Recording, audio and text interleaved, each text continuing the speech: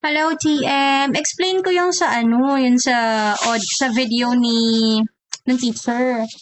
So, ganito siya. I'll show you ha. Yung sinasabi kong ratio nung video. Sorry sa background noise. Okay, so as you can see, yung ratio ng video niya, yan oh, hindi siya fit to frame. Hindi siya naka-fit to frame. I'll show you other introduction. Teka. Um, okay, asa na ba yun?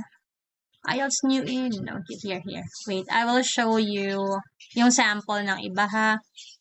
Let's say itong kay Edward. This one. Okay, yung sa teacher ni Edward. Ayan, nakita mo yung frame niya, naka-fit. Naka-fit siya, isang buo. Hello there, how are you? Yan yung sinasabi kung fit to frame, yung ratio, aspect ratio ng system. Ayan, no? Kasi yung kay teacher, ano pangalan niya? Teacher Precious, hindi siya naka full frame.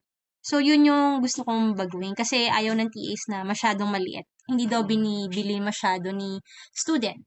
Yeah, so, ayun na lang. Please do something about it. I think yung pag-upload, pwede naman siya mabago. So, thank you, TM.